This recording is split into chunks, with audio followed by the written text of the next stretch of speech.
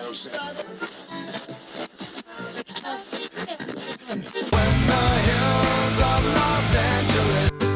Angeles, I'm and most Hollywood nights. She goes to California, oh, California. What you say about Los Angeles? LA got the people saying, Los Angeles.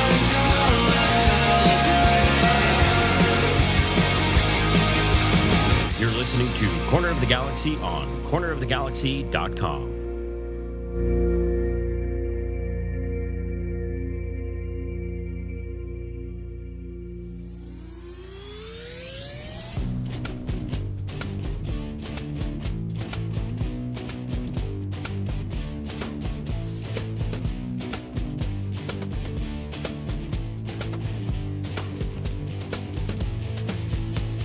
Welcome to Corner of the Galaxy, the show that talks 100% LA Galaxy soccer. We're glad you could join us.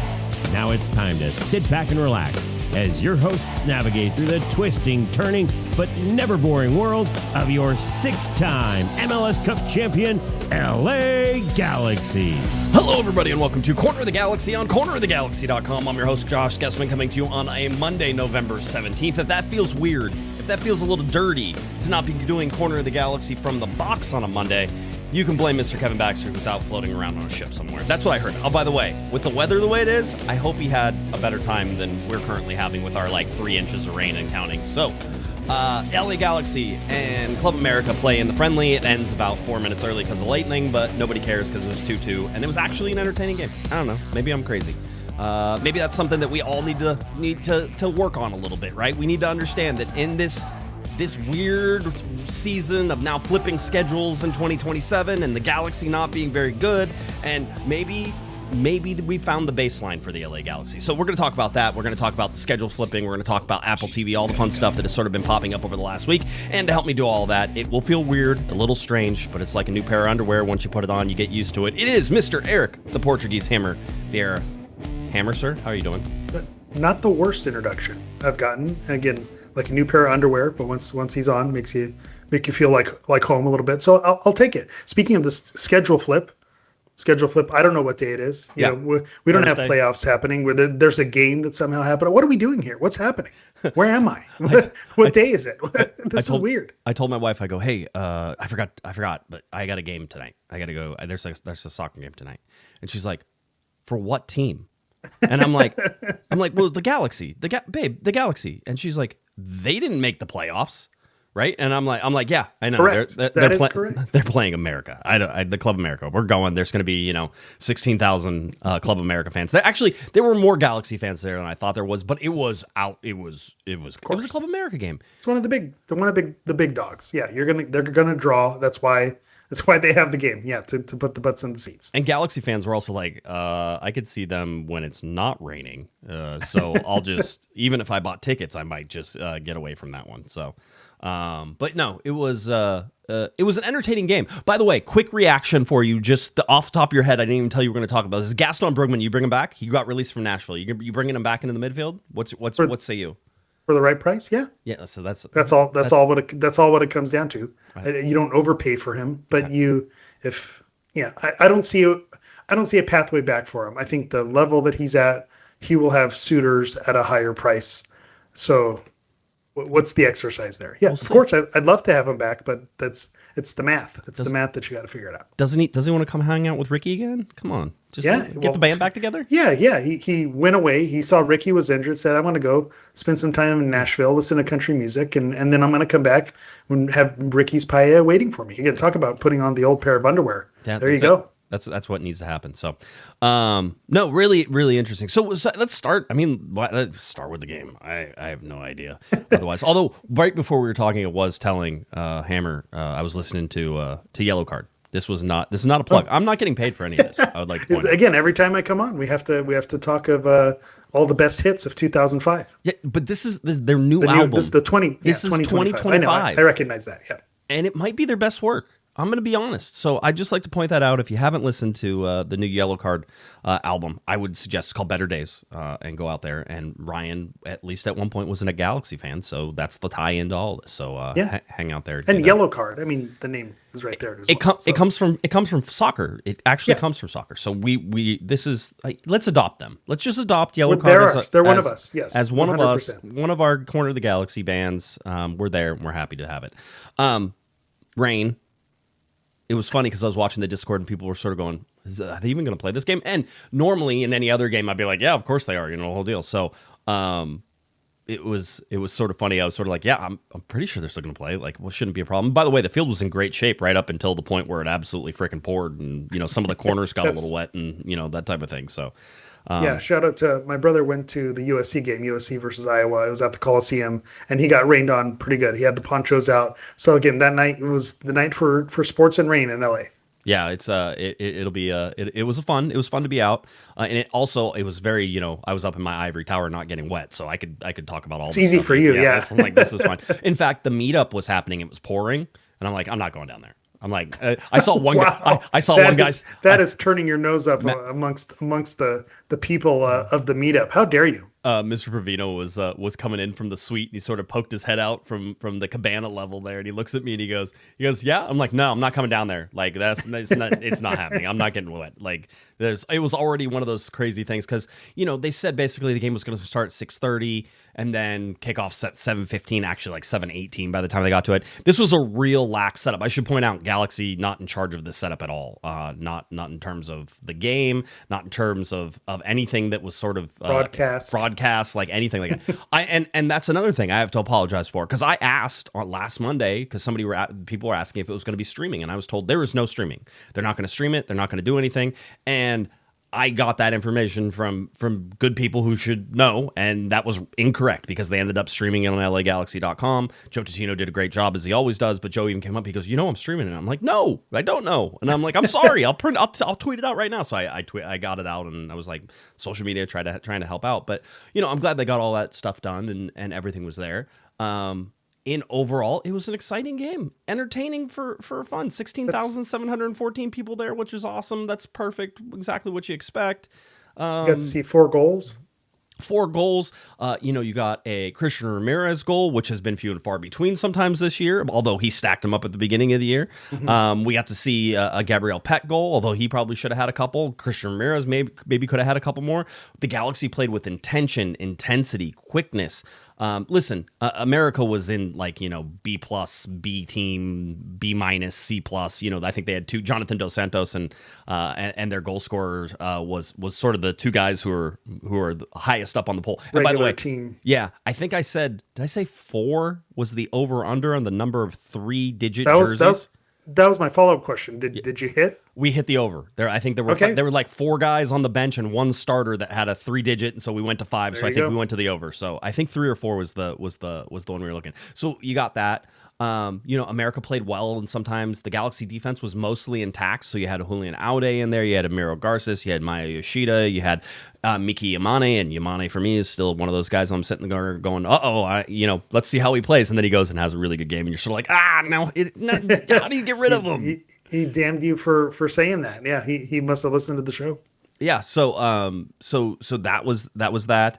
The Parente struggled a little bit in the midfield, and that sort of caused the first goal. And whatever. This certainly wasn't on the defense on that one, right? The whole deal. The other one, watching America's left back sort of cruise through a whole bunch of players and cause again, speed, technical ability. That's still what I want to see more from Major League Soccer, because I think there's greater speed from MLS players. I think that there's better physicality.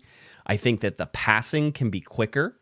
But I will say that as far as Liga MX goes, the technical ability in small spaces, the ability to play calm under pressure, the Liga MX teams have that in spades, and you can see it even from all up and down the roster. Everybody's technically sound with the ball, and hey, somebody will go and try to pull a move and try to create some space whenever they're in trouble, and most of the time they pull it off, right? Yeah, it's I'll push back a little bit against that. That sometimes these leagues have their distinct styles, and that's not necessarily always a bad thing. One of the hallmarks of the older U.S. men's national teams, and you could argue that the 2025. The 2020, this decade, the team is more technically sound, but maybe they were better off when they were a little scrappier, a little more athletic, a little more physical. And so maybe that suited you better. So I think there's a place for it. So you're right. I think as a whole, Liga MX teams, when they come, they are more technically sound. But I think as a whole, MLS, what they could have in their favor is being a more physical league, being a little bit more direct. And that's something that they could benefit from playing that way too. So I think it could be two sides of the same coin. I like the fact that the Galaxy played through the middle. I like the fact that they passed the ball through and created spaces and options, and America would pressure and press, and the Galaxy were good at breaking that initial press and that initial pressure, and ended up having some good breakouts, some good transition moments. And remember, Greg Vanney said this a little while ago, but he rightfully said it, which was, at the beginning of the year when they weren't winning any games, they had zero transition game. Like there was no transition game, and to watch who was going to spring them, right? And remember, this is a team right now without Joseph Paintsel on it, without Ricky Puig on it. Like you're getting a lot of the guys who should be out there aren't out there right now. Diego Fagundes, who was a major part of this team, is not out there, and they went out and played the way you watch the Galaxy play. Everybody plays the way that this team now. It feels like, and this is, I'm sort of hinting at it in the titles and everything, it feels like this is the baseline. It feels like this is, so if this is with the younger players, right, and we can even go through the lineup here just to sort of, again, Mitrovic was out there, Aude, Garces, Yoshida, Yamane, Sanabria was in there, had a really good first half, really liked him in there, Parente, Cuevas, Winder, Peck, Ramirez. This is not a starting lineup for next year. There's some starting pieces in here. Greg Vanney said after the game that really he thinks in terms of starting players that are pressing the lineups and guys that they need to add for depth, they're probably 4, 5, 6 players short right now where they're at. Go watch that game. That team didn't look short. They may have been shallow on the bench, but they didn't look short at all. Yeah, well, it's kind of, you go through the sour to taste the sweet, right? That's the side of it. And I guess you could say the Galaxy had 10 years before winning MLS Cup of a lot of sour. And I think this season it was definitely that. But what you benefited from is having those young players gain the experience. We talked about Sanabria. We talked about Winder all season long. These guys aren't it. Did Will Kuntz miss on bringing these guys in? And then over the course, if this is how they play, then maybe it kind of works itself out. We maybe do need to pump the brakes that it is a game in November with no stakes against a lot of 3-digit players. So we got to be careful with that. But I think if you gained all the experience from that, and now, like you said, we don't have these players where you're relying on them to be starters, but where they're nice pieces, depth pieces coming off the benches. If this is your core guys that you can build around, okay, then we can start talking. You bring Puig back in, you bring Paintsel in, and then now, with Winder coming off the bench, Sanabria maybe finding, his legs a little bit more, then you can be talking about a team that's more competitive. And we've been a broken record, and we're still being a broken record in the offseason where that start really, it just buried them, because this seems like this, if they played like this all year long, then they would have landed a little bit more around the middle than maybe where they landed. So it all goes back to that beginning, but those players were on the roster at the beginning of the season too, so you have to hold them accountable for that. They deserve to land where they landed. Playoffs. You want to talk about the playoffs? Just so much fun in terms of sort of ending this in a non-pressure situation. I think we have to talk about, and I think it's only right to talk about. I think we should talk about, some of the guys who maybe were a little surprising in that. And I'll start with Christian Ramirez and just the way that he started that game, and obviously. The highlight of this game is going to be Mauricio Cuevas, and we continue to watch him just explore. And this time he's playing left wing. By the way, everybody's like, he can play from the left, he can play from the right. His first cross on the left, he fell down.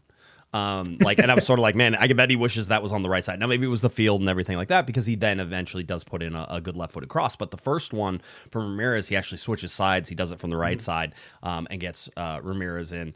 and is able to finish that off. And one great move by Christian Ramirez, exactly where we want it. And then again, the best crosser on this team is Mauricio Cuevas. And I guess whether that's left-footed or right-footed, it continues. He has the shape of the ball that you want. Yes. It gets played around and behind everybody. He curls it beautifully. I mean, when you talk about service, he serves the exact type of ball that you want as a striker, as a poacher, as a guy who wants to put the ball in the back of the net. You dream of the types of crosses that Cuevas puts in. I will say, I don't know that we learned anything new from that. We saw how the season was ending, and we knew that that last stretch of games in the last 3 months, Cuevas was the guy who we were all singing the praises, so much so that he became, I believe it was Riot Squad Player of the Year. He was in the conversation for Galaxy Player of the Year, Defender of the Year, because of how well he played. So if we're looking for takeaways and what did you learn? Nothing. I don't know that Cuevas is the thing that we didn't learn that. I think we did have question marks around Ramirez. And so if he could find a way to produce some goals coming off the bench, or in a situation where he could do what he did at the beginning of the season, where maybe he's not your number one guy, but you can rely on him. Hey, if we need a goal, come in, but put yourself in the right position.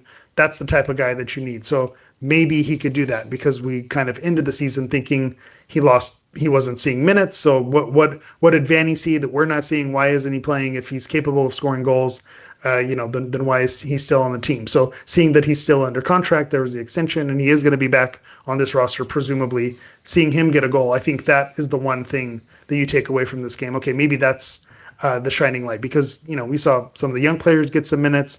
I'm going to be brutally honest. I debated. It's like, you sure you want me on tonight? I'm not the guy who was at this game. I'm not even someone who really watched it. I had to go back and kind of do highlights. But I think if you want to bring the fan perspective, the truth is there are a lot of people who didn't really care to watch this game, knowing that it really didn't have a lot of meaning. So I think you're right. It ended on a better note, where you got to kind of say, okay, now we didn't mean anything. You got to see a little free flowing, a little taste of next season, get that little taste in your mouth where you say, okay, there's some positivity going into it. I think that's a big thing that you want to go into it. If they would have gone and, lost 5-0 to an America, B team, C team, then I think that'd be a nightmare situation, because you have the season you did, right, and then you lose. So I think, getting a couple goals, having some bright spots from Cuevas, from Ramirez, I mean, it's fine. It's fine. Right. Well, no, I mean, here's what I take away. One is this game ends 4 minutes short, right? Because there's lightning in the area, and then they called it. And that, by the way, correct thing, because apparently you have to wait for 30 minutes. It's one of those things. You wait for 30 minutes, and if there's another lightning strike, you start the clock back over 30 minutes. Someone who lives in a lot of thunderstorms and youth soccer games that have been canceled and postponed, that's exactly how it works. You have to wait 30 minutes, and there's another strike. So yeah, what are we gonna do for 4 more minutes of this game? Yeah, that's fine. So all of a sudden the game ends. I'm throwing my computer in there, doing the whole thing. I'm walking down. I'm trying to get down. I get down and into the tunnel, because basically we were just doing mix zone, final mix zone. In fact, there was no press conference with Greg Vanny. It was just him coming up to us in the mix zone. Again, like real low key sort of things. So low key, they had like barely enough sandwiches for the people who were there. There were like 7 barely Coca-Cola enough sandwiches. Yeah, Come on. There were like 7 Coca-Colas in the case and like 8 waters for the 40 people who were in the press box, and all this stuff. So it was just, again, not an LA Galaxy thing. Not the Galaxy's thing. This is, I don't want to blame them for this. It was just like, we're like, whatever. Here you go. It was, I had to hit Cane's on the way home. All right. I was still hungry afterwards. I was like, okay, we're going to have to eat something. But got down there in the tunnel, and then all of a sudden we noticed they're closing the tunnel. Right, like they close there's a gate that goes over the tunnel that comes down, the security gate that comes down. I've never seen it up ever or down in my entire time. It's funny you say you've never seen it, and I've never seen it, but I did make the assumption that there is some type of closure, that it's not just open. Yeah, that does make sense to me. It made sense. Yeah. I was like, yes, but I've never seen it close, and I've been there well after dark, well after kickoff and all that sort of stuff. So they close it, and Damian Calhoun got locked out. They wouldn't let him in. They're like, sorry, we can't let you in because of lightning protocol. And we're like, and he's like, but like, I'm standing next to the door. Just let me in the door. They're like, no, our protocol says the whole thing. It was the whole thing. No. And then they're like, no, the president said that the whole deal. And he's like, the president? Tom Brunt? He's like, I know Tom. Really? He's like, he would let me in. And so he had to go around. Some of the other reporters had to go around and come like down the elevator and stuff. We were laughing. Brutal. So anyway, that was how it was this. So Greg came and talked to us, told us about 4, 5, 6 players that he wants to put in there. Greg mentioned afterwards. Scott French asked, when do you get to stop? When do you get to shut things down? And he's like, he goes, we're going to go, we have to finish up some things, do stuff. He goes, and then they usually go as a family, they go chase 6, 7 games around Europe. That's their off time, is to go chase games around Europe. And this is the time of year to go. This is absolutely the time. So, which by the way, he won't get to do next time, because whenever the schedule changes, there will be soccer games going on. We'll get there. It's called a tease, folks. Yeah, that's right.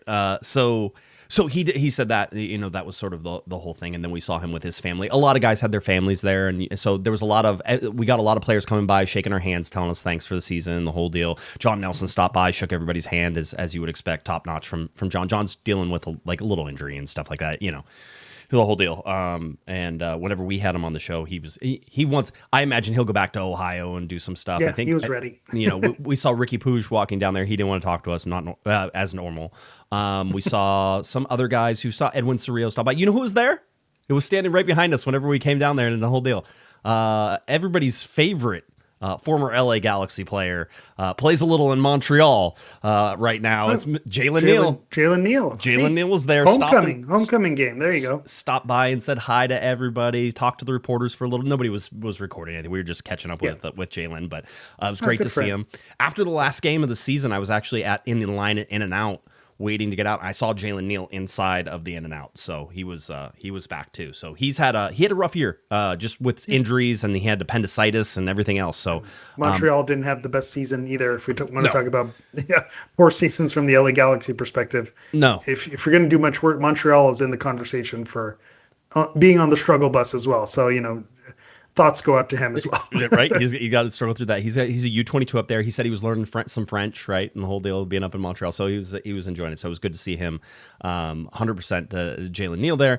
Just, other guys. Miki Amane ran by and said bye. Marco Royce, sort of almost looked at us this one time in the thing. He wasn't at the rodeo? No, yeah. he was not. He was around, and he walked through there. I mean, we saw him in some of the pregame photos too. They had him. He obviously, there's no reason to trot him out for this game. Again, it's still sort of not necessary. Yeah, he shut it down a long time ago. Yeah, and that's perfectly acceptable in what's going on there. So, just sort of seeing everybody. So we got to talk to Christian Ramirez. I will say, I have gained, I think, a new respect, a different level of respect for Christian Ramirez, because I've always liked him.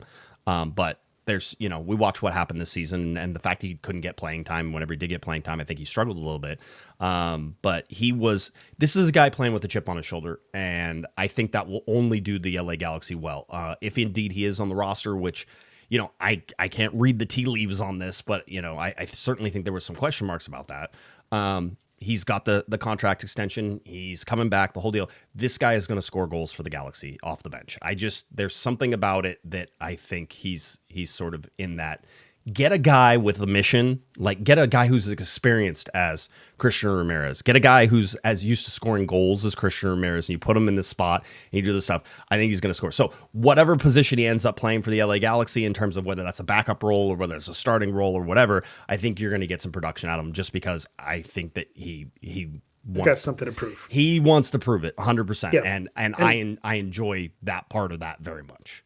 Yeah, this was supposed to be somewhat of a homecoming for him this season as well. Yeah. Again, local boy does good, kind of comes back home and plays for the Galaxy. And to be fair, we in the preseason said, hey, this is a guy with tons of MLS experience. He's gonna score some goals. If he gets in the double digits, that's a successful season, even if it's right there at 10. And we saw him look like he's on pace and then kind of fall off from that. So I'm with you. Depending on the role that he plays, I'd love to see him contribute, but we've sung this song before, so I just am cautious.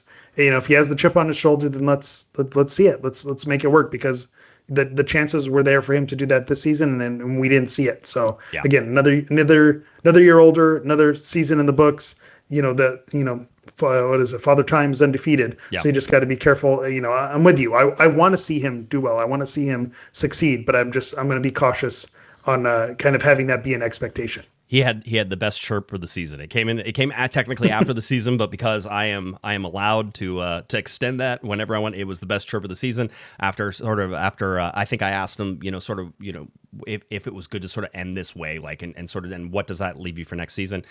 His final closing on the end of that answer was not bad for a guy who's not very mobile. Right. And I was like, there it is. Yes. That's what you want, right? Yeah, to your point. Great chirp. Yes.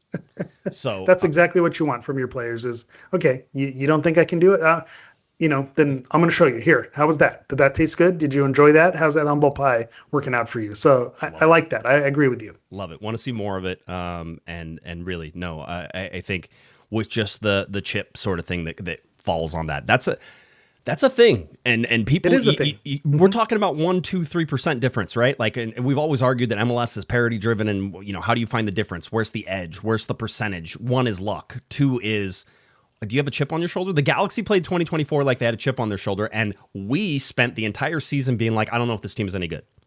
Right, like we're like, yeah, they're playing well. They were in the Western Conference lead for a long portion of that game. They were waiting for it to all fall apart. Yeah, and then they lost to Houston, right? And it's like, oh, this is what it is. By the way, Dan Steres, I believe, is also free from Houston. I was gonna say, was he at the game too? He was not there. I wish he was. That would have been good. But we could have asked him if he's coming back to LA. So 35 years old now, Dan Steres. I know when did he?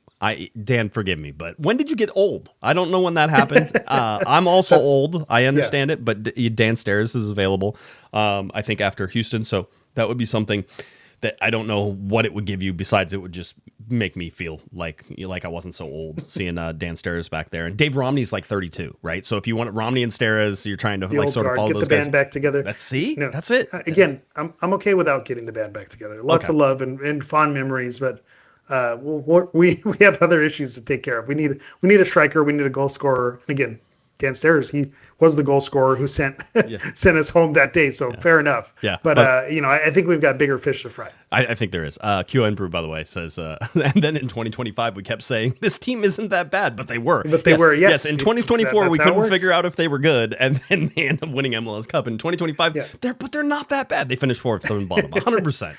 Well, but going back to your chip on the shoulder thing, that's the one thing I think we all learned from watching The Last Dance, the Michael Jordan documentary, is one of the things that he would do is find these things of people slighting him, people who did him wrong, and that's what he used to motivate him, even to the point where someone, they were talking to him about a player, and he said, he was talking about all this trash that the other player was talking, and his teammates would go, I don't even know if that story is true, but he told himself to get him going. And so that absolutely is a real thing. And if you're not going to believe Michael Jordan on that, then I don't know who you want to believe as the primary source. Give Steres that Zavaleta money. What are we doing here? This coach, is come on, Coach Steres. Yeah, bring him in. So anyway, that was there.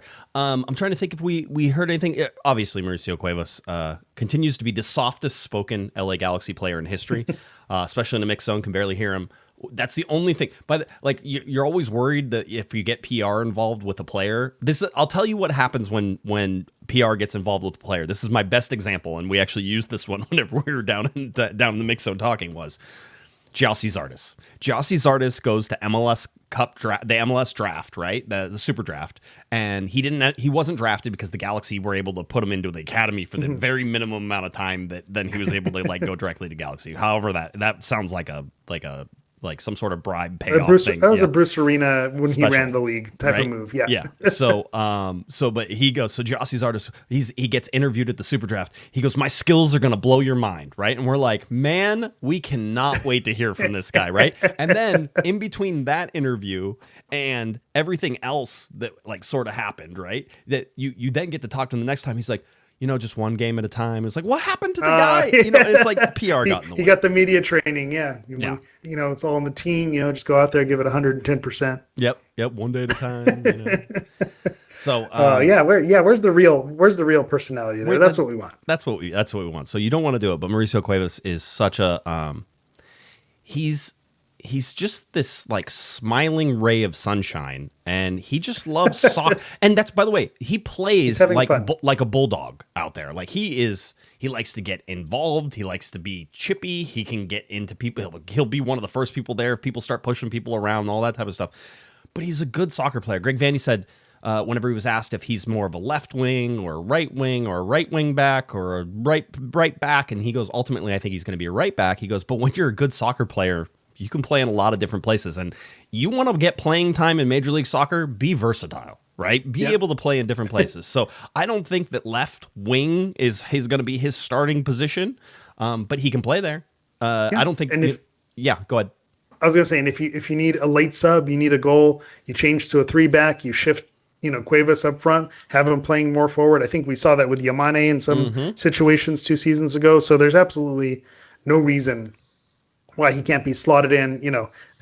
You're out of subs, throw him at forward. You need him to be that second striker, to find a goal. I think Cuevas absolutely can kind of fit that bill. And you mentioned something, the ray of sunshine, the exuberance that he gives. And I think that's important too. We saw that a lot with Ricky, is you need someone who's having fun out there. This is a game, you're supposed to have fun. And it reminded me, there was a clip that I saw today. Again, I'm still in the afterglow of Portugal winning their game 9-1, beating Armenia, qualifying for the World Cup. But they were showing a clip of the warm-ups, and it was Vitinha and João Neves, who are they play for, PSG, Champions League winner. So obviously they're talking about skills that will blow your mind on another level. They're on a different level, but they show them in the pregame warmups, and they're just 2 dudes juggling, having fun, heading the ball back and forward. And that playing the game and having fun with it allows you to play with a free-flowing style, and you see that in the way Cuevas plays. And so, again, not comparing him, saying he should be on a Champions League winning team, but I'm saying that mentality is going to serve the Galaxy well, and the type of player that you need to keep things loose, to be free flowing, and to kind of have that attitude. I think that's infectious and important to have in your locker room. He's going to be one of those guys who you're going to want on the field all the time, and I wonder how that plays out. This is why Yamane for me is a guy who could possibly be moved, because you're going to want Cuevas on the field, and then you have Harbour Miller as well, and between those two, you're hopeful that you have a right back that you can sort of play there, and I think that's why you can move Yamane somewhere. And it saves you some money, and that money can go somewhere else. And if the Galaxy put it in the downstairs account, that's 100%. If you put it, if you play and are able to base some of your starters in youth, your salary cap will work out just fine, right? Yeah. If you're getting that advantage from the younger players. And I think the Galaxy have the ability to get that, and whether it's Edwin Cerrillo or it's Cuevas or it's Harbour Miller, even sort of the John Nelson and Julian Aude thing sort of has to be worked out, I think, this year. I think this is the last year for that to sort of be a question mark of who's starting and who's not, because that's too much money between those two. Although, again, John Nelson, like, the option got picked up. Damian and Calhoun and I were sitting before we knew if options got picked up, and we looked at John Nelson's salary, and it was like $291 or something like that. We're like, welcome back, John Nelson. Yeah, welcome back. He's coming back. Signed him up yesterday. Yeah. That was exercised and in. So getting that, but there's Greg Vanney has preached that he needs the depth because of how condensed he feels like the first half of this season is going to be with the 6 to 8 week break for the World Cup in 2026, and then sort of for that big run at the end of 2026 after the World Cup, and then I guess after Leagues Cup and everything else. I don't know how all this scheduling is going to work. It's going to hurt my head. But I guess the Galaxy aren't in Leagues Cup, but U.S. Open Cup, that type of thing. So things to sort of watch, and CONCACAF Champions Cup at the very beginning as well. So if this team, Eric, if this team just can hold their level, which will be nearly impossible whenever you don't play for as long as they're going to, but whenever they get into January, February, they come back and they can hold this level, they will be okay in CONCACAF Champions Cup. I'm not, depending on who they add and what the pieces are and how quickly they can sort of get, that will sort of determine how far I think they can go. But this is not, again, the baseline for me, I saw it, I think it's set. I think that they can't get worse than this, right? So what we saw at the end is you can't get worse than this. So how do you get better? I think that's the correct take. I think back, again, we're reliving the glory days, going back to 2024. We saw immediately with Peck and Paintsel, when they were integrated into the lineup, okay, this is going to be a different year. These guys play differently, and then they brought a different dimension to this team. I think you're right.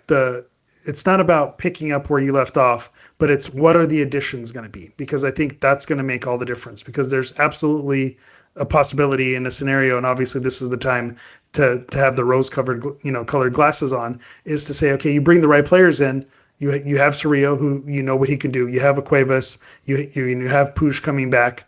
Peck and Paintsel are still on the wing. Get a goal scorer in there, that's a permanent number 9, and maybe some nice defensive, 1 or 2 defensive pieces in there you could slot in, and now you're cooking. You're right back where you need to be. And so you're right. This is the baseline, but I think there's more potential to move forward. I think if you go in and they play as kind of where they ended the season, I'd consider that a disappointment. I think you need to bring in reinforcements and play better than how you ended the season. I think they have the players to play better, be on the level that they were in 2024. I think we're there.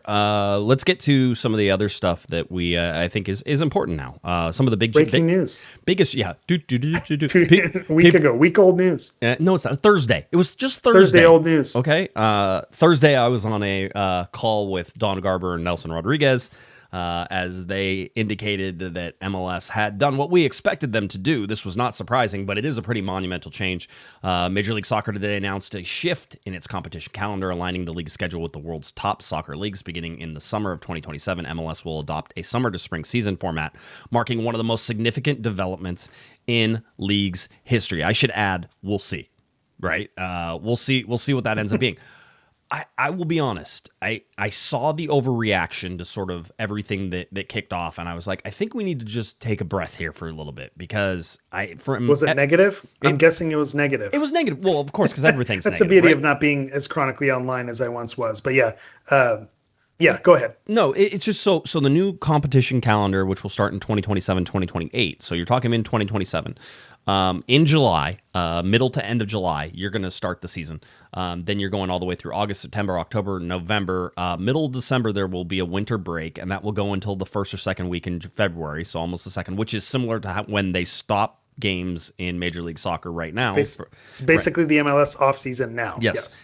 So that winter break will basically be the MLS offseason, and then they will come in February, and then February, March, April, May. MLS Cup will be in May. There is no international break during that time, so that means MLS playoffs will be continuous all the way through, which is something we've all been saying. There's other things that they've sort of mentioned that could be a possibility, which is a single table with I think 5 different conferences of 16 divisions, regions, however it is, and possibly just a straight up single table. So that's something that they're still talking about, and we won't know that and probably until 2027 gets around. My big question was, how do you transition to this? And how they transition to this will be possibly one of the most fun things we'll ever get to do. Yes. I'm actually. I talked to a bunch of reporters. We're all like, no. The real story is the 14-game season, the mini season that they're playing in 2027, which will the MLS's back style tournament that they're going to do. The World Cup, the MLS World Cup style tournament. Yeah, with groups. That's going to be the fun thing, because that's my question as well. Because they're 1,000,000% not going to be, take a break from ending a season in December and then not picking up again until July. You're absolutely going to have some type of mini season, mini tournament, some type of cup, some type of something that's going to happen in the interim there. And so I'm with you in terms of how that's going to be. I'll go back just to kind of revisit what you're saying and the overreaction to it. I'm not mad at it. I think we hear so much about, if the MLS wants to be a serious league, then we need to be on the world calendar. And when it comes to transfers, being able to align with everyone, being able to capitalize on momentum. You have Champions League games that happen in the semifinal or something happening in June, and you say, okay, how can you capitalize on the momentum of this? And then your playoffs aren't until December. Well, if you just saw a Champions League playoff run, and then now you say, okay, well, how can they build off the momentum of this? Hey, your domestic league is also in the playoffs, and they're working towards something. And so I do think some people will look at it as competition, but at the same time, these games are not kicking off at the same times. How much fun was it the summer of soccer where we were watching, Copa America games in the morning, then Club World Cup, and then Euros, and all these different things that were happening, and people were watching soccer all day, and there was a little bit of fatigue, but people who loved the sport were not mad at it. So I do think that you can look at it as competition, but you could also look at it as building momentum. And I do think that, as much as we complain, look at the break we're in right now. We're in an international break. in the middle of a playoff run. You have teams who, ended on a hot streak, and then you have to take a 2-week break before you pick up again. And so you can't complain about that and then be upset when they switch to a schedule that's going to have a continuous playoff, that's still going to give you the same type of off season. And I'm sure with scheduling some of those cold weather cities who are probably the fans who are complaining about this, you can do scheduling where, we had it when teams are building new stadiums where they go on away trips. Right. It happens with, the Lakers always go on a Grammy road trip when they're doing the Grammys at, formerly Staples Center. There's always a road trip that time of the season. So I think you can build it into the schedule where you try to kind of limit the weather factor. But in terms of the timing and having that be align with the world schedule, I'm a big fan. If you're going to be, you want to be a serious league, you want to be a serious player, then you have to make this move. Games during Thanksgiving. That will be. I'm here for that. Thanksgiving Day games. Let's do it. Let's 100%. Make it a thing. Yes, yeah, I'm there. No July 4th game, although it could be during the preseason. Yes. Could be a preseason game, so you still could get your July 4th game, but it might be preseason. Calm down. We'll be okay. Everybody will be fine. I stopped going to those anyway. So, after 16 years, I think, or 15 straight years, I was sort of like, I think I might need to do something else. But yeah, it's that's funny something. With the COVID break, we were saying, the continuous schedule with July 4th games, and that streak came to an end, and now that streak is really, really going to come to an end. So RIP 4th of July games. The 14 game mini season will be all in conference, so you'll play everybody in your conference once. You'll get basically seven home, 7 away, right? Like that type of thing. And then there will be a full slate of MLS Cup playoffs off this. This will be the closest that we ever get to a Premier League like punishment for losing a game, right? Like if you lose a game, you can't like if you lose more than 2 games, you're not going to finish at the top of the, like that's it. There's only 14 games. You're going to get to lose 2 or 3. The top team will probably lose 1 or 2, right? Like you're talking seriously. There's going to be punishment for this, and it's going to be chaos, which also means you're going to get. And that hasn't been announced, by the way. We're presuming. No, that is. That is. Oh, that is. Yeah, that is going to be. Okay. Yeah, that is what they're expecting it to be. So, okay. And then the other part of that is that there will be a 2026 MLS Cup. There will be a 2027 MLS Cup, and then there will be a 27-28 MLS Cup, just in case you're playing the home game. Yeah. Do you get half a star? Do you do an outline of a star? That's going to be the question. Are they real cups? Are they faux? Did you get the asterisk? It's going to be that the banter is going to be great. The best social media, tweet, post, whatever you want to call it, I saw was the 2027 MLS Cup winner will be the New York Red Bulls, because it'll be their first, and then everyone will be like, it didn't count because it was only 14 games, and then that'll be sort of their thing. Somebody else said it'll either be the Red Bulls or the Galaxy. The Galaxy will add it, and nobody will question it because they're like, oh, they got another one. That type. It makes sense. Yeah, just add it to the collection. Just add it to the collection. It's fine. It's good. It's good they won it because then nobody can complain that it was some asterisk cup, that type of thing. So So that's sort of how it is. Now, here's the thing. And I saw a lot of people saying, oh, well, you're completely changing everything. Basically, and this was from Ben Wright on Twitter. He did a great job of showing this graph and how it is. Basically, the games are going to stay about 75 to 80% in the exact same windows they are now. That's why I like going from, late February, early March to December. That's not very different, it just changes the months that you have off. The graph sums it up real nicely. Yeah, it's not that different. I know people are, this is a whatever you say, a monumental shift, but it really isn't when you think about when games are being played. And of course, the big idea with all this lining up is that the transfer windows wind up. Now, this is why almost unanimously, and I've seen it from The Athletic and other people, they basically looked at all the chief soccer officers, the CSOs, everybody was for this. If you talk to Will Kuntz, he was for this. You get to align your major summer transfer window with everybody else's major summer transfer window. You overpay for guys in the winter because you have to strip them away from their teams in the middle of the season, and they don't want to let those guys go. And then really the big deal is the transfers out as well. They gave some, in some of the articles I was reading, they were talking about Minnesota, and Minnesota had a player that they wanted to move, and basically they were getting offers for $8 million, $9 million, and you're like, oh, okay. And they're like, but it's in the middle of the season, and we're making a playoff run, and like, how are we going to do this? And they had another offer for another player in the midfield where they also could have made money. If this is at the end of the season, they move them both. They make Easy a lot money, of money. yeah. They ended up moving one, but look at Minnesota now. They're out of the playoff. Yeah. The guys they bring in didn't necessarily settle in time and like all this sort of stuff. So that's going to be the big sort of plus is, and Major League Soccer, Don Garber said that they are hopeful and that they're planning on leaving the transfer window open longer for Major League Soccer outside of like the major Premier League or European windows. So that way those guys who didn't get their Premier League move, who are like, no, I'm holding out for a Premier League move. They didn't. They can be like, well, okay, I'll go to MLS Hey, now, right? we got a spot for you. Yeah, exactly. Yeah, come over here, which is what you want. You want to leverage this as much as possible. Yeah, and so it's one of those things that you can sort of look at and say, okay, this is making some sense. Here's sort of the rub though. And when we talked to Greg Vanney, he mentioned this. Will Kuntz has mentioned this whenever we had him on the podcast for the season ticket member event at Galaxy Mania. But the idea that the roster rules still need to change in order to really take advantage of this. Don Garber talked about, I think, $200 million incoming in terms of the transfer money that MLS received from the entire transfer window for the last year. Yep. And that was with these sort of opposite transfer windows. And Garber's saying, well, it'll be even more whenever you line it up.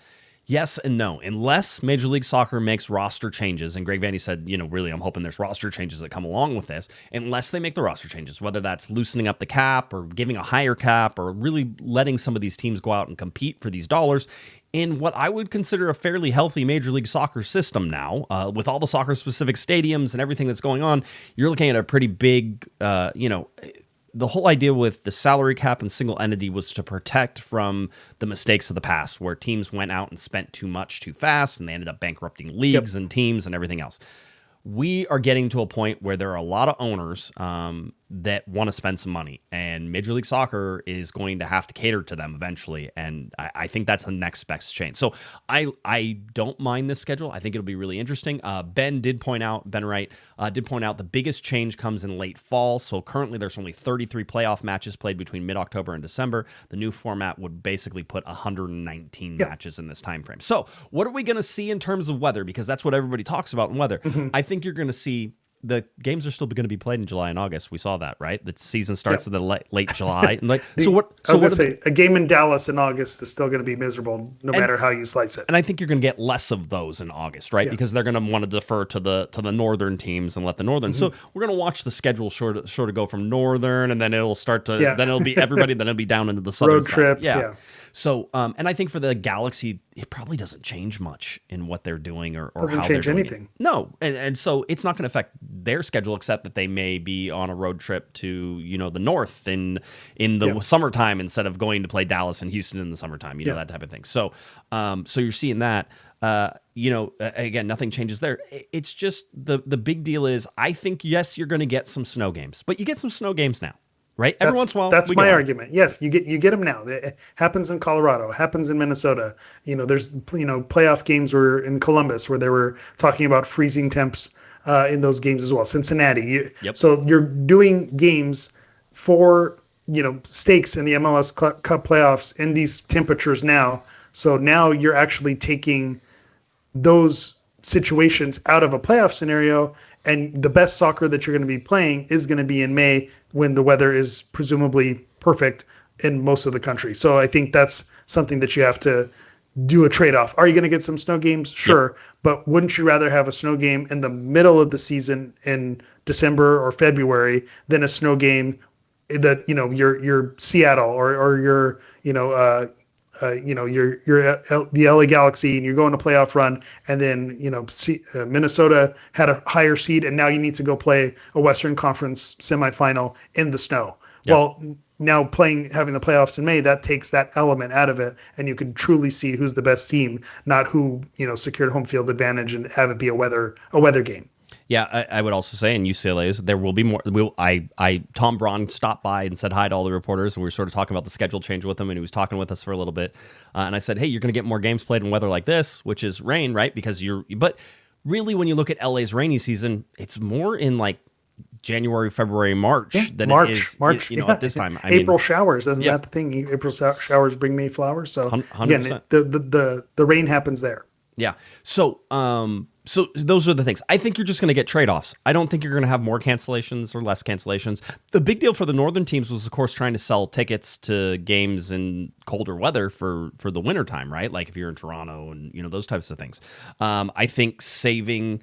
I think that break that they're taping, everybody's talking about Coachella and whether or not that will come or go or anything. Yeah, I mean, I certainly think there's a question mark about it, but these teams are going to want to do stuff during that winter break, right? Because they're going to want to keep in mind. Leagues Cup, baby. Maybe you play Leagues Cup all in Coachella, right? Maybe all the games go there. So, I mean, there's different things that can sort of happen, and Don Garber sort of hinted. He goes, I'm sure that the teams will be able to fill the space and do this stuff. So listen, where there's money to be made, MLS will try to make it, right? So we'll sort of watch that. Maybe all 30 teams come down to Coachella and play in a tournament during the winter, right? Like that type of thing. Play a 7-a-side. Yeah, make it wacky. Yeah, make it the best we can possibly make it. So, but yeah, so that's something that you could sort of watch in there.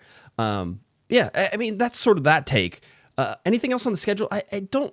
Again, Nothing else on the schedule. I think it ties in with the Apple deal. Are we gonna transition to that? I was going to that right now. Yeah, because I think with this, you're aligning with the global schedule in terms of what your calendar is. And I think the next logical move in the progression is what's the other complaint about MLS is they're behind a paywall. And I think now with the Apple update, they're no longer going to be behind a double paywall there. Again, you still have to subscribe to a service, but that MLS season pass is officially dead. Yeah, MLS season pass dies starting in 2026, so you won't have that anymore.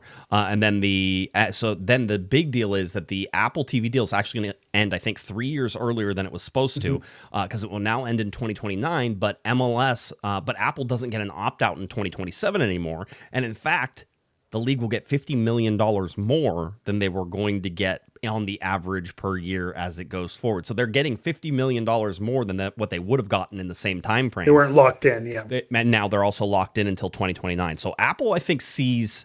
I know there's lots of people who want to say that this Apple deal is failing and everything's going crazy and that type of thing. And there's certainly some pluses and minuses. Yeah. Pulling it away from MLS Season Pass, I think, is a plus. It's massive. It'll be. I think that'll be really good because F1 is coming to Apple TV as well. That will also be available for your Apple TV subscription. So as long as you're getting that, and then I believe, if I read this correctly, was that MLS season ticket holders who got MLS Season Pass for free will now get Apple TV for free. Which is even a better deal whenever you think about that. That's even better. So again, if you want to watch Pluribus, that's my show recommendation right now. Oh, is it? On Apple TV. Okay. It's very good. Again, creator of Breaking Bad. But sidetrack. Yes.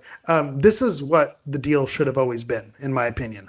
I think if you want to, I'm a believer of wanting to grow the sport, wanting to grow the game. We, as former Spectrum LA Galaxy fans and having games blacked out, we hated the fact that you were unable to see games. So we love the concept of pay for all the games and give me the direct line to the MLS content that I want. That's one perspective. But if you want to grow the game, it needs to just be able to be on. You can't jump through hoops. You just need to be able to, turn it on. I'm watching F1. Oh, there's an MLS game also happening. A little bubble pops up, and the interface has it where you just shift right over. Yep. And I think that's what was always meant to be. I think you look at the other where sports are going. NBA has a deal that's on Prime, and so there's not an extra NBA thing that you have to get to watch it on Prime. If you have Prime, you're just able to watch it. Same thing with the NFL. NFL has certain games that are on Peacock or different things. So it's like, okay, you don't have to get an extra subscription. It's just on. So I think if you want to grow the game, you want eyeballs on MLS matches, you need to say, hey, there's not an extra thing. It's just on Apple TV. You don't need to pay an extra fee. Whenever you subscribe to it, it's part of whatever bundle. And I think that's how you're able to grow it. We're in this weird circle right now, if you're paying attention to how streaming is happening with Hulu and YouTube TV and everything that's going on, kind of the wars that are, we're very close to circling all the way back to cable, yes, which is just it's just going to be part of the package that you're assigned to. And I think that's where you were able to grow the sport is, hey, there's an MLS game on ESPN, it's on Fox. And so people just, hey, it stayed on, the overflow from the previous event that was on, and then you just kind of naturally progress into catching, an MLS game. So you need to make it as easily to access as possible so you can spin it as a negative. They're cutting 3 years out of the deal. They're taking away the paywall because no one was using it and no one was buying it. Right. But you could also spin it as a positive. Hey, if we want, eyeballs on these games, then we need to limit, all the barriers that are there to stop people from watching it. The other thing that they were talking about, basically, by the way, MLS will be paid $200 million for its 2026 season, the last under the current calendar, then $107.5 million for the shortened sprint campaign in 2027, according to someone familiar with the details, and it will then be paid $275 million each for the 27, 28, and 28, 29 seasons. So that's where it goes. So basically, it's another $50 million. I know that MLS certainly comes out and says this is a great deal for them. They also means they get to shop rights closer after the World Cup. They're still hoping for a World Cup bump. I will say this right now, MLS better get off its lazy butt whenever it comes to World Cup tie-ins and everything they're doing, because we've seen relatively little. There's not a lot of fervor. Would you even know that the World Cup is going on if you're watching some of these MLS games and doing that stuff? There hasn't been an appropriate tie-in. And I think that they're going to find they're not going to get a bump if they don't do something to really make sure that they tie in together. The sad reality of it is, if Fox has the rights to the World Cup, what incentive do they have to promote MLS? They don't. No, they don't. And so I think that's the real shame of it all, is if you want a bump and say, you need to have the pundits who are talking about the World Cup in 2026, who, you're talking about the players and where these, teams are, to have a natural transition to those conversation. But there's no reason for anyone who's going to be working at the networks that are covering the World Cup to point you in the direction of Apple TV. So that's the real shame of it. So they need to figure out how they're going to advertise or get players out, talking about it, because the PR perspective in terms of getting people to, buy in to Major League Soccer, we've been wanting it to grow as much as possible. But the truth is, even with Lionel Messi starting to be the best player ever, that hasn't drawn in the people that they thought they were going to bring in. Part of that could be a Messi thing. Part of it could be just soccer in the United States just may never be that guy, and that's okay. And so you need to figure out what you want to be. Let's get to a super chat from Herb, executive producer. Herb is in the house. Always Herb nice. Made it. He said $32 super chat. Appreciate that, Herb. Hammer on a Monday. Now I've seen it all. Guessing students getting a sub tomorrow, huh? Josh, what type of planes have you flown? I'm curious. By the way, is it time to tell the story of when you joined the medical crew during Galaxy games? It was one game, Chivas USA. You all know what I've been on the field. I don't need to tell it again, Herb. Let's see. Hammer, do you have a sub tomorrow, or are you going to be teaching? I don't have a sub tomorrow. You can hang in there? My thing that I share this with my admin, and I share this with all the teachers that I work with, I save my sub days to when I'm feeling good. So again, I'm not going to waste my sub day on feeling a little bit under the weather or waking up a little bit late. I'm not going to go through the motions of sub plans. I'm going to save it until a day where I can really savor it and enjoy it. So no, of course I'm going to power through tomorrow. I'm a professional. Gosh damn it. Gosh damn it. Didn't really. Yes, exactly. That's exactly that what doesn't work. That tells you how I'm feeling. Anyway, shut it down. Thanks, Herb. Appreciate you, Herb. He's asking what type of your planes. Let's see. So I started out on a Cessna 152, Piper Warrior PA-28. I've flown a King Air 200, which is turbine time. I've sat in like private jets when they've been flown. Like you can sit up there and like work radios and stuff like that. I wouldn't call that flying. Bonanzas, Commanders. That was it, I think. That's it. You just named 70 planes, but yeah. No, there's just whenever it's a weird thing, and it's sort of funny to say. If once you like start learning how to fly and stuff like that, you end up in a lot of airplanes. It's just if you're around it, things will happen, and you will go. You end up in the right spot, right place, right time. Know a guy who knows a guy. Guys, yeah.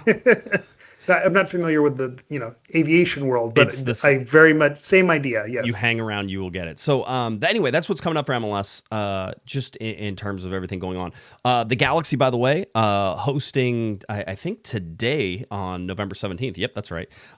Dignity Health Sports Park and the Galaxy Foundation hosted the 22nd annual Thanksgiving Foundations Feast at Dignity Health Sports Park's American Express Stadium Club. LA Galaxy defender Chris Rindolph, head coach Greg Vanney, general manager Will Kuntz, president and COO Tom Braun, and front office staff served a Thanksgiving meal to 250 local children and families in need, an annual tradition since 2003. This year's event featured the serving of a full Thanksgiving buffet. I can't believe I didn't get invited. I love a good Thanksgiving turkey buffet. including turkey, stuffing, and trimmings. Arts and crafts activities and gift bags will also be provided. So that was going on, and then they're also doing along with Herbalife and Garden School Foundation, host their 4th annual Thanksgiving cook-off for local students tomorrow on the 18th, and basically that will be a Thanksgiving cook-off for over 70 students from. Let's see. I'm trying to. Unfortunately, it was right at those. I think it was Linwood Avenue, and you know how it's right at the bottom of the page. Linwood, yes, Linwood Avenue. I think you should. It's half the word. I can't see it. So, and I know where Linwood is. I don't know if Anna Lee Elementary School. I'm gonna guess. Sure. The event will kick off with a soccer clinic. Students will participate in hands-on cooking session led by Matthew Lindblom, executive chef of Levy Restaurants at Dignity Health Sports Park. And so they're going to create a festive, nutritious 2-course Thanksgiving. How can you do a nutritious meal for Thanksgiving?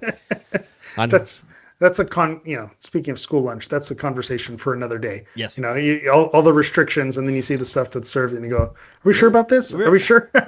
Is everyone okay with this? Who gave the okay on this?" We just I was looking at my youngest, and he's in kindergarten, and so he gets hot lunch. He can have hot lunch. Now he doesn't have it all the time because it has to be the specific one, but we circle the ones we want. And so my wife circled the one that was, I think, is on like next Tuesday, whenever it is Thanksgiving, and all that sort of thing. And they're having turkey nuggets, right? And I'm like, those are chicken nuggets in the shape of a turkey, guaranteed, 100%. That's what's going to be lock in, right? I'm going to argue that they don't even change anything. That you're just getting chicken nuggets, and they're calling it turkey nuggets. Yeah. Oh, it's my favorite thing.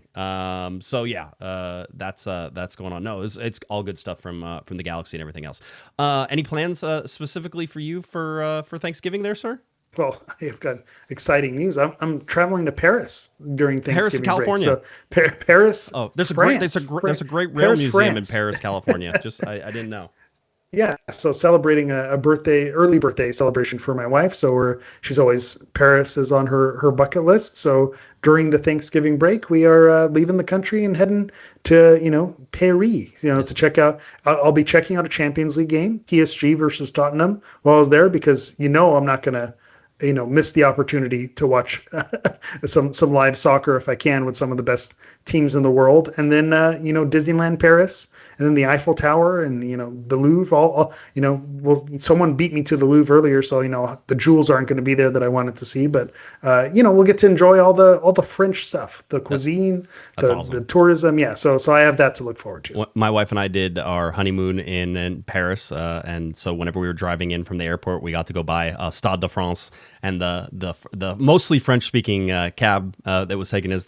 We had already been talking about football, so we were locked in, and then he pointed to the stadium. He's like, Stade de France. And I'm like, oh yeah, yep, I'm in, I'm locked in. I'm like, can we stop? No, we can't. Apparently, not on your honeymoon. So hey, whatever, we'll make it back.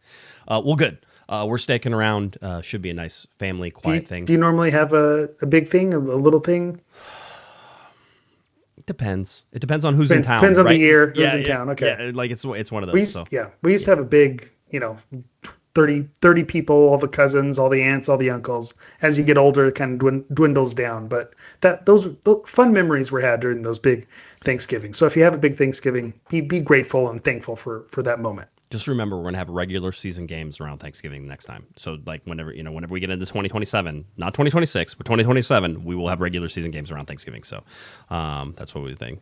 Let's see. Anything else? What? Stephen, what do you got? With the super chat here. Can we please sign Lee Kang-in from PSG? Again, someone was mentioning it earlier when I was talking about Vitinha. They're like, yeah, why can't we get some of those players? Yeah, good luck. Yeah. Do you think an MLS team is going to spend 120 million, 150 million? That's a bottle of wine that's far too expensive for an MLS team. So again, we can dream further down the line. Once they get to be 33 years old, then we can start having those conversations. But I don't think a player of that quality is going to be coming to the Galaxy anytime soon. Do you ever wonder if you get some of these top players and they come play in Major League Soccer, and a lot of the top players play on the best teams, and so the best players get the best players around them, and then that's why they're the best players in the world. And do you ever feel like if they come to MLS, they'd be good, but would they be? Yeah. Would they be that stellar? Like, I kind of want to see what happens if you could play. There's an argument to be made. Hey, are you really good? come to MLS and see if you could set them on fire. And I think Lionel Messi has probably proven everyone wrong on that. Yeah. Well, but he's Lionel Messi. He's a different guy. That's a different breed. There's a different echelon, right? So anyway, all right. Schedule for us. We're off till after Thanksgiving. It's that simple. We'll be taking a break. It'll be nice. I'm looking forward to it. We are expecting some things to sort of kick off. Really, the draw is the next big thing for the LA Galaxy and CONCACAF Champions Cup draw, because we're going to find out whether or not they're going to be at CVI. December, right? Yeah, in December. I think December 9th. December 9th, something like that, somewhere around that. We'll get it. But that's going to be one of the next big things. We were talking about that after the game with Greg Vanney and Tom Braun, and so everybody sort of realizes that that's what it's going to do. So that's sort of the next really big thing that's going to happen. There's I'm sure the some of the MLS Cup is on December 6th, so we're still in playoff mode and still looking at that. We'll keep an eye on that as it goes. Again, we'll be back after Thanksgiving, so it's not like we're going to be away forever. But things will start to rapidly go quicker here once you get through MLS Cup, you get into off season, and then transfer rumors, everything else that is going. I saw the rumors about James Rodriguez, right? And so everybody's like, "Oh, is he coming?" I don't know. I don't think so. For a long time. That's one of those things that you're sort of like, okay. The Joseph Martinez thing got more interesting because basically Tata Martino said, "Hey, we love Joseph. We'd love Joseph. We'd love to have him come. Blah blah blah, whole deal, but that's not a position we're looking for." It's like, oh, wait a minute. Wait a minute. There's an opening. That means they're trading somebody, because I still think he ends up there whenever all is said and done. But that's something, again, I sort of looked at Joseph Martinez and said, hey, maybe that's a forward for you. Maybe you could move Paintsel to the 9 if you wanted to. Like, you could do some things to move some different pieces around. That wouldn't you love to sort of see Ricky Puig and Gabriel Peck and Joseph Martinez and Joseph Paintsel? There's a guy. Yeah, there's a guy who knows how to put the ball in the back of the net. That'd be nice. So there's some things that I think are going to happen more rapidly here once everything shuts down for the year. So we'll sort of be that. But hope everybody has a great Thanksgiving. Enjoy, be safe, and then we'll be back here whenever it goes. Eric, anything else? Anything you'd like that's to it. point Enjoy out? the break. Yeah. Again, I don't know how we went. I always say, how are we going to fill an hour? And here we are, off season, friendly game. Nothing really to talk about. We filled another hour. So kudos to you. We did it again. We did it. We did it, Joe. We did it, Joe. All right. But that's what we say after every podcast, by the way. I just want everybody behind the scenes. Time, yeah. After it's done, we wait for all the music to die down. I unmute Eric finally. He goes, we did it, Joe. And then we made it another year. So all good. All right. Everybody have a great Thanksgiving. Thanks to everybody for listening, tuning in. We'll be back again. Social media for any breaking news, that type of thing. In an emergency, we'll have another emergency podcast. That's not hard to do. So, but we'll sort of let you know what's going on. Have a wonderful Thanksgiving. Enjoy the holidays. Stay dry. Stay safe. I know a lot of rain this next week, which is weird. It's like we live in Oregon. Property taxes are way too high to be having this much rain. But it's our first rain, so enjoy that. And I think that's it. Eric, tell people where they can find you. Let's go. All right. As always, you can find me on all social media platforms at HammerEV9. That's Hammer EV and the number 9. Looking for me on any of the social media at Galaxy Podcast, cornerofthegalaxy.com. You can go to SoundCloud, iTunes, any of the places you can find podcasts, including Spotify. Just go ahead there, type in Corner of the Galaxy. We're also on TikTok at Galaxy Podcast. So head on over whenever you would like to. All right. That does it. The LA Galaxy firmly into off-season. We transition into 2026. When we come back, we're getting closer to season number 18 of Corner of the Galaxy and wrapping up and getting ready for 2026 LA Galaxy as well. So, for Mr. Eric, the Portuguese Hammer Vieira, I'm Josh, Pato Guesman. You've been listening. You've been watching to Corner of the Galaxy on cornerofthegalaxy.com. Have a great one, everybody. You've been listening to the Corner of the Galaxy podcast on cornerofthegalaxy.com. You can follow the show on Twitter and Instagram at Galaxy Podcast. And be sure to check out and subscribe to iTunes, Stitcher, and Facebook by searching for Corner of the Galaxy. Fans, we thank you for listening. We ask that you be kind and courteous to your neighbors as you leave the podcast. We thank you for joining us and look forward to seeing you again. Until then, I'm Michael Araujo, and on behalf of the entire Corner of the Galaxy crew, goodbye, everybody.